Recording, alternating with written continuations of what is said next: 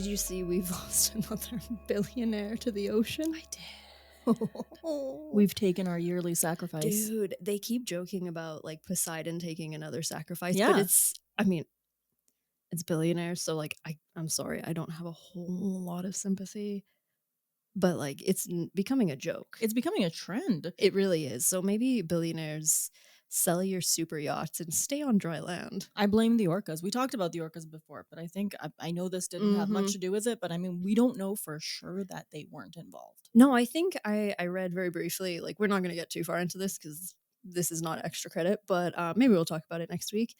They said it was like a water spout that took them out. So yeah, your super yachts are not safe from the sea. No, they are not. No, they are yacht. Oh shit. Oh, I love it. Please continue listening after that terrible joke, friends. Yeah. No. I mean, hello everyone. I'm Charlotte. And I'm Dina. Welcome to the Grim Curriculum. And just a heads up, you should stay tuned for this entire episode, as you always should. But of course, we're going to be making an announcement at the end of the show. Very exciting. Yeah. Well, thank you all for joining us today, whether you're listening on Spotify or any of the other platforms, or if you're on YouTube, or if you're watching our beautiful faces over on Patreon. Hi. Hello. Yes. We are diving into a big one today, friends. And I didn't know we were going to talk about yachts before I put that in there, but that's kind of suitable. Yeah, it is a little bit. This is certainly one of the better known cases that we've covered. It's also among one of the more recent. Something that made me laugh is, as you all know, we do early episode reveals. Yes. And one of our lovely patrons, Nova, commented on the episode reveal this. and just said, "Oh, that bitch." So true. You'll often hear me say that I really don't like it when women are called crazy bitches, because 99.9% of the time it's caused by a man. But crazy bitch definitely applies to who we are talking about today. She is like Buck Cherry's crazy bitch plays in the background when she walks into a room. Honestly. Today we are beginning our series on Jodi Arias, a name that many of you listening may recognize. This case made headlines for a number of reasons. One, of course, was due to the brutality of her crime. She is responsible for the death of her on-again, off-again boyfriend, Travis Alexander. We talk a lot about killers who have fans. Ugh. Due to the fact that they are good looking. However, up until now, with the exception of Karla Homolka, most of the ones that we have talked about before have been men. Jodi is someone who many people have undermined due to her appearance. However, one look at those crime scene photos and it will show you that without a doubt, she's an incredibly evil woman. I don't know how I made it as far as I did without seeing the actual crime scene photos. Oh, I've seen them. I'd seen obviously there's the very famous picture of Travis in the shower. It's the last photo of him alive. Yes, when he's still alive and he is looking into the camera and he doesn't, you can imagine. You can see the fear and almost like a sadness in his eyes. Like this is the end that it came to kind of thing. Yeah, exactly. But I hadn't seen the photos of the crime scene and then also the autopsy photos. No, the autopsy photos I haven't seen. Ooh, girl, you don't want to. Oh, man. We'll get into it more because we'll definitely be discussing all that. What she did to him is almost hard to believe, especially considering that statistically, women who kill tend to do so in less personal ways, usually poison or even guns. This murder was very up close and it was very personal. The word that I've heard used to describe it is overkill. So just keep that in mind. Absolutely. Something we want to touch on before we even get started is that, as always, our intent is to show the utmost respect towards the victim. However, the underlying theme of this story is sex, and therefore we are going to be talking quite a lot about their sex life. Even in the documentary, An American Murder Mystery, Jodi Arias, they call the trial the most sexually charged trial in history, which I think is very accurate. The case gained the attention of the public when things like nude photos, phone sex recordings, and stories of wild encounters between the two were made public. Yes, ma'am. There is a reason I call her Jodi Butthole Arias, but we'll get into all of that next week. I hate to be vile, but this story is a prime example of the saying, don't stick your dick in crazy. Okay, so all that being said, are we ready to begin? We are ready. Let's do this. Okay, let's give her. So, Jodi Ann Arias was born on July 9th, 1980, to parents Sandra D. and Bill Arias. The couple had a total of 4 children, with Jodi being the eldest. The family lived in Salinas, California. California. California. Jody and those who knew her all agree that her childhood was pretty ideal. She was close to her siblings, especially her brother Carl. She was happy, healthy, and did well in school. Unfortunately, all of this changed when she hit her teenage years. Those closest to her reported that she had a bad temper and a short fuse. This would often turn to violence in the form of punching holes in walls and screaming at people when she didn't get her way. In more extreme cases, she even threatened suicide. She was known to be one of those people who, when upset, would have scorched earth level temper tantrums. And I had read as well that her parents were basically like, Jodi, you have had a good Yeah, childhood. Get a grip on yourself. There's no reason for you to behave this way. and there's no evidence of the other kids being anything like that. No, not at all. So the patience of her parents did begin to wear thin, and the relationship between them and Jodi became strained. On one occasion, they even called the police on their daughter in an attempt to teach her a lesson. It did not work. Which, for the record, that usually doesn't work. Yeah, I know people like to take the like scared straight sort of approach. Sometimes it works, very rarely does it work. They did this because she was growing weed on their roof, Yes. which in California, especially at the time, she could have gotten into some major And trouble. she was really young. Like, this is not some like punk ass 18-year-old No. stoner. She was in like grade 8 or Oh, something when she yeah. was doing this, which is bonkers to me. During some of her early testimony, Jodi claimed that the latter part of her early years was filled with abuse from both of her parents. She stated that her father beat her and her mother carried a wooden spoon in her purse that she would use on the children whenever they misbehaved, which I call Bosnian parenting. Any immigrant child will tell Oh, you. yeah, I knew the full wrath of the wooden spoon, and I turned out just Yeah, fine. I'm not saying it's right. No. I'm just saying it doesn't always mean you have to turn into a monstrous, murderous criminal. Exactly. Much to her parents' chagrin, none of the extreme measures they took calmed their daughter down. Instead, she learned that she was better off keeping secrets from them and began to live a life they knew very little about. Basically, from the point of the weed plants on the roof forward, she told them nothing about herself. Like, nothing. Yeah, they barely knew their own daughter. She started dating pretty early on, and those around her would all later say that her obsessive nature towards her partners started during these early relationships. She is someone who cares a lot about how she looks and believes that her value comes from her appearance. Therefore, she needs to be with someone, otherwise, she feels that she isn't good enough. Jodi dropped out of school at the age of 17 and began living with her boyfriend, Bobby Juarez, an 18-year-old gas station attendant slash self-proclaimed vampire. She also dated his roommate, Matt. We're bringing these two up because it's proof that we see some red flags from Jodi very early on. At one point, she was working at a restaurant when she said someone came in and told her that Matt was cheating on her with a girl named Bianca. Bianca? Bianca? Bianca's a very British way to say That is it. a very British way to say it. I love that. Bianca. Bianca. While he was, in fact, cheating on her, that's not how she found out. Jodi learned the truth about him after she went through hundreds of emails of his. She then drove to Oregon from Northern California to confront the girl.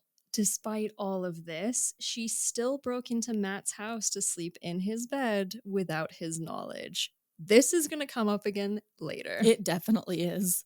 Jodi later moved in with her grandparents, and she eventually got a job working at a resort.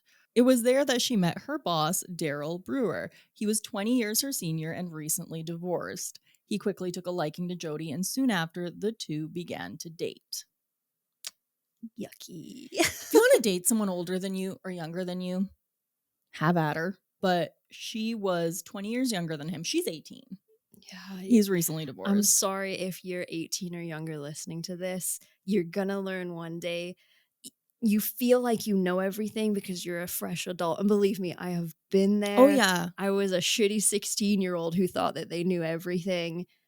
You learn a lot of lessons, and one of the lessons, please take it from me, Mhm.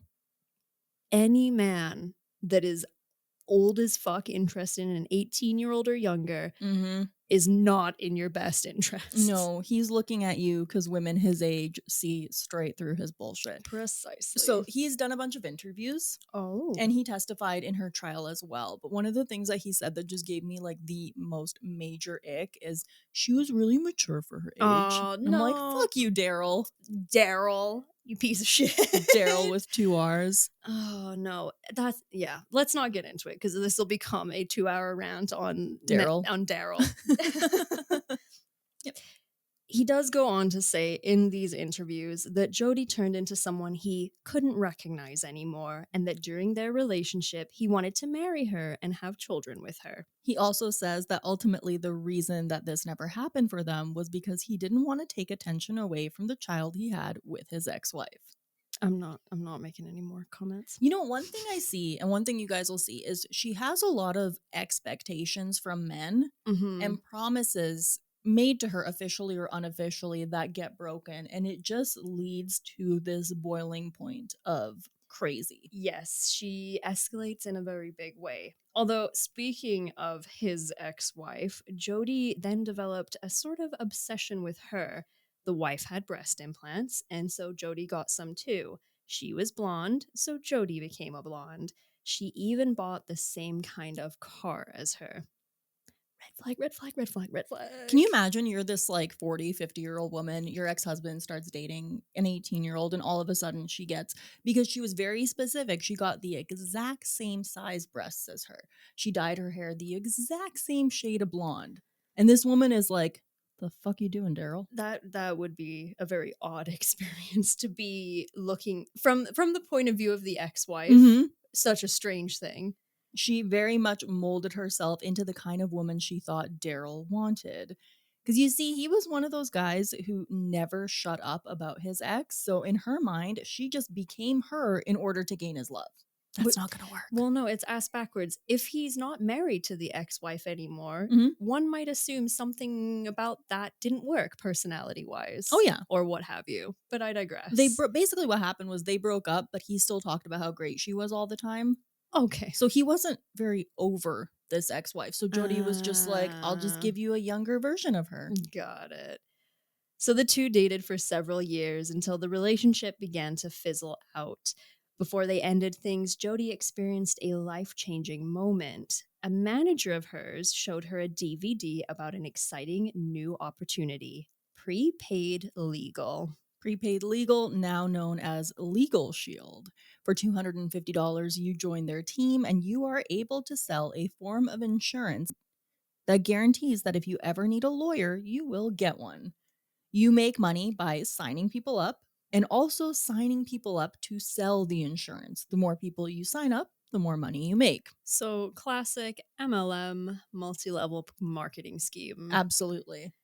She was then introduced to Travis Alexander at a prepaid legal conference, and their love story would begin. But before we get into that, let's talk about the early life of Travis. Hmm. Something I found interesting about his early life is normally in these stories, the murderer is the one with this terrible childhood. Yes, typically. And the victim is, they're born into a happy life, Hmm. lit up a room, that kind of thing. However, despite the issues she had as a teenager, her early years were incredibly easy compared to those of Travis Alexander. Travis was born on July 28th, 1977. From the start, his life was full of neglect and poverty. He was one of 7 siblings. Both of his parents battled addiction and had tempers. This resulted in them beating their children on numerous occasions. They would also leave them alone for days with no food in the house. It also wasn't uncommon for him to wake up as a child covered in cockroaches. Absolutely not. And this led to him having a huge phobia of cockroaches for his entire I life. would imagine, yeah, that's going to stick with you. That is Oh, traumatizing as a absolutely. child. When he was 8 years old, he was taken in by his paternal grandparents. In 1997, his father passed away in an accident, and the rest of his siblings joined him. The grandparents were really his saving grace. They were devout Mormons, and they took Travis under their wing. He immediately took to the church and enjoyed the sense of family that it provided for him. So, joining the church gave him everything that he had missed out on as a young child. He had friends and essentially a guaranteed group of people who would look after and care about him as long as he was with them. To him, it was his chance to escape his terrible life and have a chance at a better future. He was baptized at the age of 10 and became a full member of the church at 16, which of course included swearing a vow of chastity, something that he would struggle to uphold. He loved the sense of community, but truly struggled with many of the rules that came along with being a part of it. As a young adult, he was known as a hard worker and someone who loved to make people laugh. He even had a phase where he performed stand-up comedy under the stage name Eddie Snell. While his career as a comedian never really took off, he would use some of these skills later in life as a motivational speaker and in prepaid legal seminars. He was honestly just a very positive and well-liked guy. He had a lot of friends and the ladies really liked him. I also you just mentioned, he was a great public speaker. Apparently he was like really able to like capture a crowd, which for the MLM business as well, very handy. Huge. I mean, the thing is, he was very charming. Mhm. People thought that he was very good looking. The ladies liked him, the guys liked him. He was very happy go lucky, someone who was just very easy to get along with. And while many people crashed and burned in the prepaid legal world, Travis excelled. He worked his way up the ranks and became very successful. He was a motivational guy who a lot of people looked up to. He took himself from an absolutely horrific situation and truly made something of himself. So a lot of people respected him, and I totally get that. Yeah, 100%. Travis moved to Mesa, Arizona, a city with a large Mormon population. Like we said, Travis swore a vow of chastity, meaning that he would not engage in sexual contact with anyone other than his wife once he was married. To show this, he proudly donned a purity ring. This was a huge struggle for him because he was now in his 20s and he had a very high sex drive, like a lot of guys in their 20s do. Yeah, sure. He lost his virginity and enjoyed having sex as much as any other man that age. This often led to him getting in trouble with the church. And what that would mean is he would lose his temple privileges. So, yeah, they take it pretty seriously. yeah, all of a sudden, you don't get to see all of your friends are in the Mormon church. All of a sudden, you had sex, you don't get to see your friends until we say so. And some of you guys might have heard of stuff like this before, but at first he participated in quote unquote loophole activities such as soaking. Now, Charlotte, please tell our dear listeners who don't know what soaking is, what soaking is. Oh my God, you guys are going to get an education today. And the funny thing is, I've had to explain this to a lot of people in my life. Strangely enough, me too. So soaking essentially is you have your fella, you've got your girl, and they get around it by, how do I put this? Penetration is allowed, but you're not allowed to move. So typically what will happen is this will occur on a bunk bed, and that means your buddy is underneath with their feet or their hands, and they're the ones jiggling the bed while you two lay completely still. Hey, penetration is penetration to me, but hey, whatever makes you feel better about it. It's one hell of a friend. Can you imagine? You're just like playing your Game Boy, your like feet are kicking up on the bunk bed. Yeah, you're just like, yeah, okay, I'm just gonna play some Animal Crossing. How y'all doing up there? There is that, and of course, what is called the poop hole loophole, which I think requires no explanation. Also, I am gonna add to this, there's also bagpiping. What? So that is where instead of the gentleman placing himself where you might normally place yourself, it makes use of the armpit.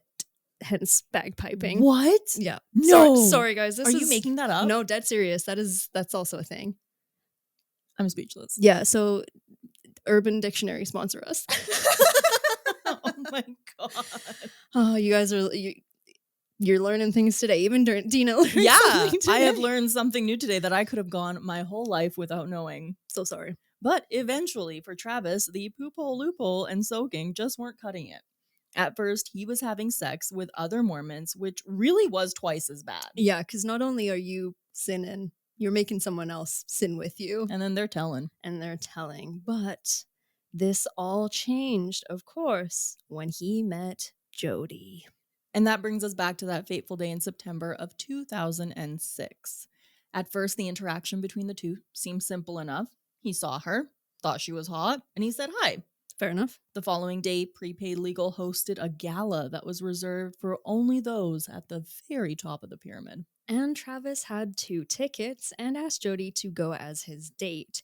He even bought her dress for the occasion. She was thrilled. He was cute, successful, and more importantly, nice to her. And Travis was happy as well. He essentially had in his mind the perfect arm candy, which would make him look even better at the event. But she is still with Daryl at this point. Oh, Daryl. She complained about him and how he wouldn't have kids with her. This was when Travis began talking to her about how great Mormonism was. He's like, you know who will have a lot of kids with you? A Mormon. A Mormon. And I am a Mormon. Great news for you, Jodi. Bad news for you, Travis. I'm so sorry. So she's totally into it at this point. Mm-hmm. A week after the convention, he invites her to a service where she was presented with the Book of Mormon and asked to read it. She happily obliged and immediately was sold.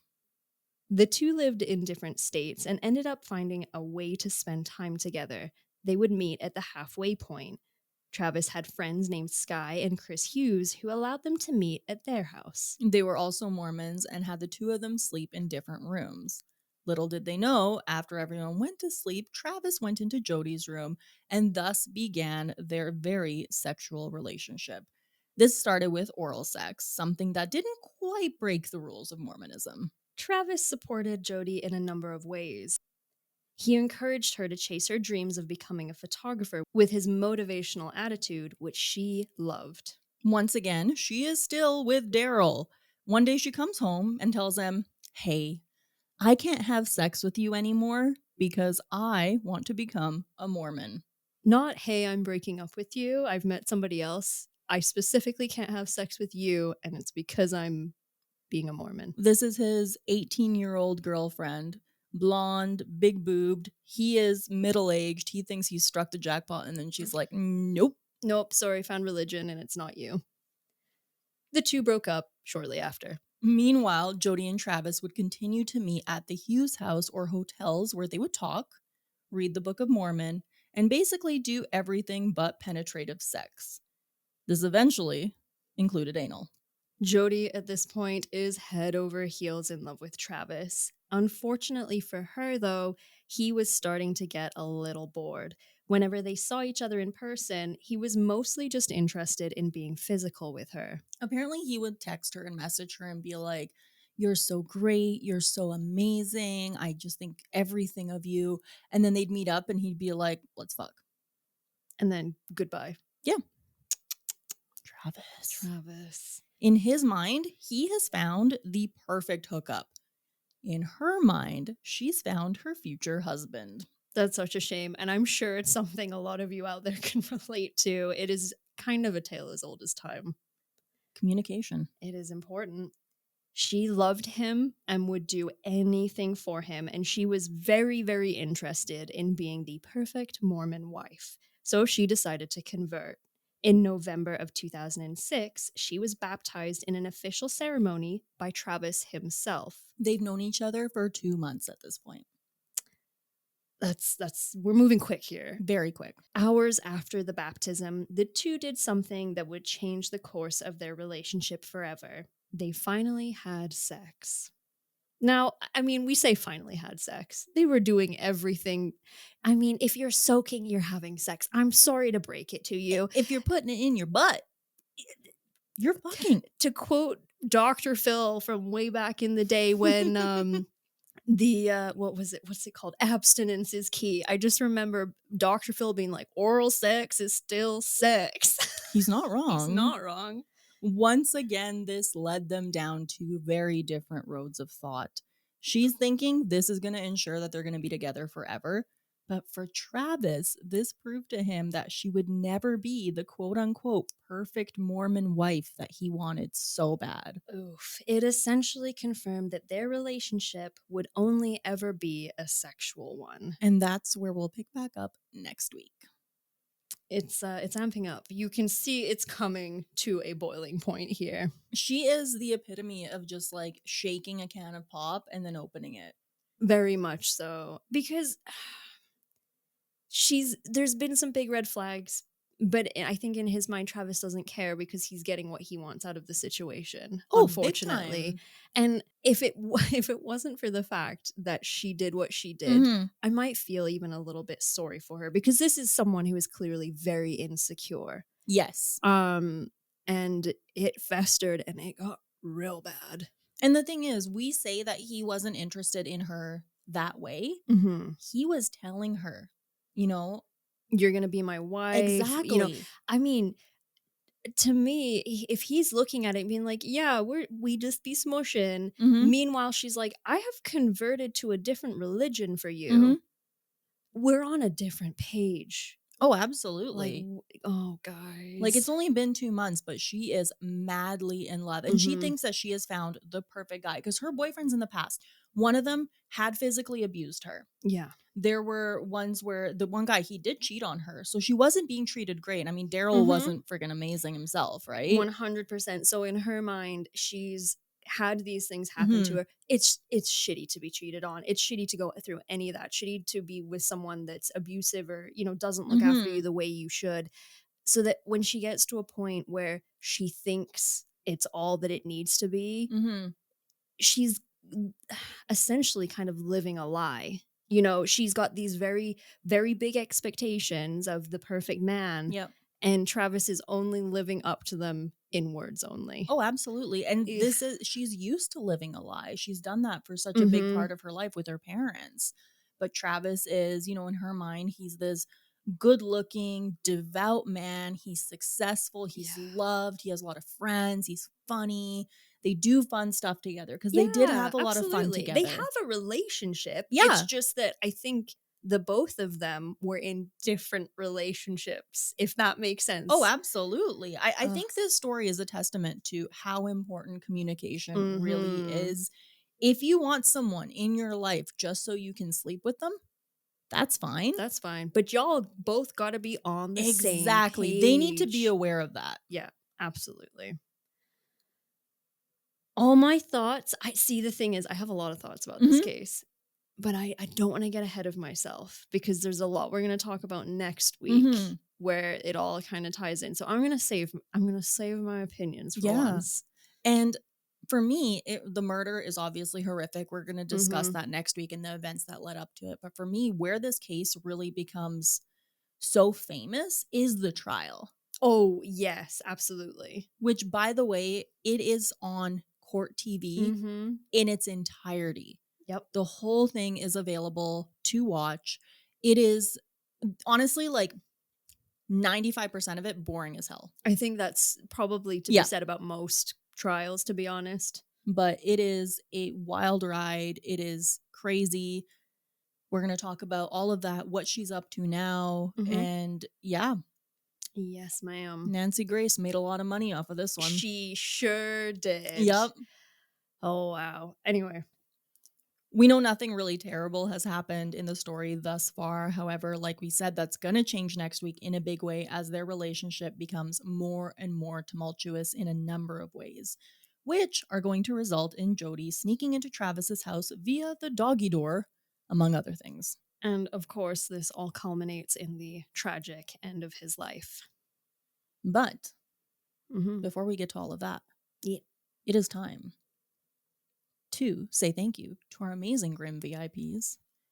You're amazing. You're legendary. Seriously, absolute legends, all of you. Absolutely. Don't forget that you can sign up for Patreon for free and get access to early episode reveals and a free trial of the paid content. Mhm. The paid content includes our Discord as well as videos of all of our episodes where you get to see us talk about stuff, which is super fun. Absolutely. And I've said it before, I'll say it again. It can't always be guaranteed, but occasionally the episodes are up on Patreon as soon as I'm done editing. So if I edit and finish early, you can watch them on Patreon before the usual noon release on Heck Saturdays. yeah. And sometimes we Yeah. include things that don't get included in the audio Mhm. versions of the episodes, like us trying weird foods Yes, that's and happened. other fun stuff. Yeah. Yeah, absolutely. So, a beautiful, big, wholehearted shout out to our wonderful patrons. We have, of course, Steven Centauri, Mayhem Cupcake. Mayhem No, Cupcake. Mayhem Aw. Mudkip, Lisa, Nova, Kevinus Musicus, Judy, Hillary, Brian, Bob, and Atlantean Jedi. Absolute legends. All of you, we appreciate y'all so much. Hell yeah. Thank you so much for supporting us in that way. It means the world. We have a little bit of an announcement. We kind of actually Dina full on was like, stick around till the end of the episode. So if you are one of the beautiful bastards who stuck around to the end of the episode, we got an announcement to make. Yeah. And if you aren't in the Discord, you already know this. But that's why you should do things like sign up for the Discord. Mhm. We are going to be starting the Grim Curriculum live streams on Twitch. We sure are. So the Twitch account, The Grim Curriculum, it exists already. So you can search it up on Twitch and go give us a follow ahead of time. That would be super rad. Do it. We have something planned for probably the beginning of September, but stay tuned because we'll have actual dates and whatnot for that. We're going to do a little save the date, like we're getting married, but way more fun. Yeah, we're just we're trying something new. Dina's obviously a Twitch veteran, and I have dabbled from time to time, usually for charity purposes. So I'm super excited about this. Yeah, man, I never thought I'd be back, but here we are. Here we are. They're gonna be kind of a variety of things. We obviously want to play some scary games. We've talked about Phasmophobia a lot, so that's on the list. Yeah. We're gonna be doing reactions to different videos, watching paranormal videos, cryptid videos, all sorts of fun stuff. So we're gonna kind of dive into it and see where that adventure takes us. But Twitch TV/The Grim Curriculum. Shoot us a follow. Hell We're yeah. going to be adding stuff to there. And again, we're going to be announcing the date of the first stream, but we're so excited. Hell yeah. And yeah, like with the scary games, Halloween's you know what? I'm sorry guys. Summer, it's kind of over at this point. Sorry. I'm It's so true. sorry. I'm a fall lover. Hell yeah, 'tis the season. 'Tis almost sweater weather. Yeah. Although I'm already wearing a sweater today, but yes, very excited for scary games and spooky discussions and all that good shit. So yeah, stay tuned. Super exciting. With that being said, thank you all so much for listening. This has been The Grim Curriculum. I forgot what my fact is. Author Stephanie Myers, who wrote the Twilight series, is a very devout Mormon. And one of the main concepts of the story is eternal marriage. So Twilight is really Mormonism, but with vampires. Once you know that she's a devout Mormon, a lot more about the story starts to make sense. Watch it back. Watch it back. It really does. There's deep dives on YouTube. I'm just saying. Ooh. Yeah. Bye. Bye now.